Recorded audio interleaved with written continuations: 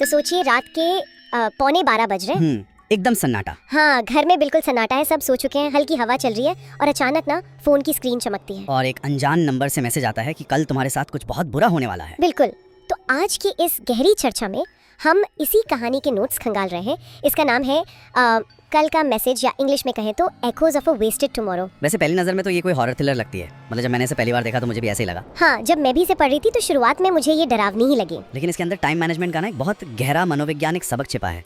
तो जो कहानी का मुख्य पात्र है राहुल, वो शुरुआत में इस मैसेज को सिर्फ एक मजाक समझता है। सही बात है। उसे लगता है कि कोई दोस्त उसे डराने की कोशिश कर रहा है, तो वो रिप्लाई करता है कि भाई कौन हो तुम, और फिर कुछ ही सेकंड बाद जो जवाब आता है वो सच में बेचैनी पैदा कर देता है।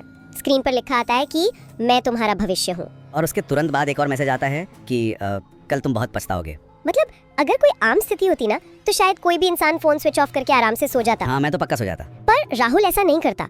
वो रात भर उसी स्क्रीन से चिपका रहता है, यही सोचता रहता है कि ये मैसेज भेजने वाला आखिर है कौन। असल में देखा जाए तो ये हिस्सा हमारे दिमाग की उस कमजोरी को दिखाता है जहाँ हम अनिश्चितता से घबरा जाते हैं। ओवर थिंकिंग करने लगते हैं। बिल्कुल, वो डर के मारे सो नहीं पाता, और ये आज के डिजिटल युग के ओवर थिंकिंग वाले जाल का एकदम क्लासिक उदाहरण है।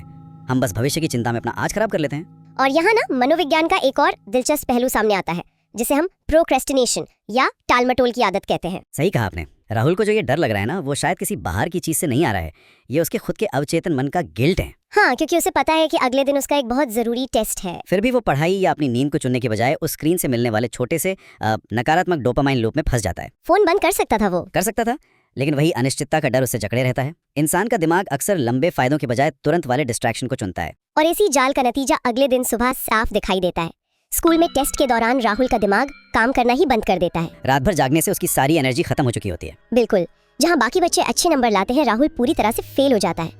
पर यहाँ गौर करने वाली बात यह है कि हार उस मैसेज की वजह से नहीं हुई। नहीं, वो हार उन विकल्पों की वजह से हुई जो राहुल ने उस रात चुने थे।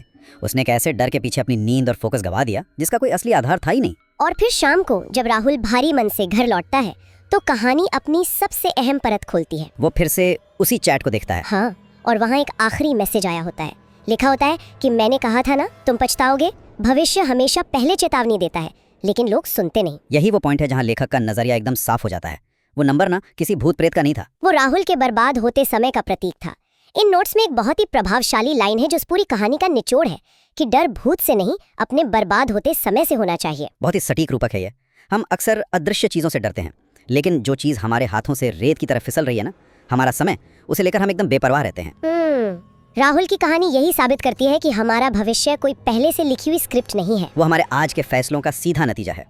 समय कभी रुककर किसी का इंतजार नहीं करता, बस पीछे पछतावा रह जाता है। तो इस पूरी चर्चा से यही एक अटल सच सामने आता है कि आज बर्बाद किया हुआ समय कल के पछतावे की पक्की गारंटी है। बिल्कुल, time waste today means regret tomorrow. और ये नोट्स हमें अपनी रोजमर्रा की आदतों को एक नए नजरिए से देखने पर मजबूर करते हैं। तो इस गहरी चर्चा को खत्म करने से पहले ये एक सोचने वाली बात है कि अगर आज हमारा भविष्य हमारी वर्तमान आदतों को देखकर हमें एक टेक्स्ट मैसेज भेजे तो उसमें क्या लिखा होगा? क्या वो एक खौफनाक चेतावनी होगी या फिर एक धन्यवाद का संदेश?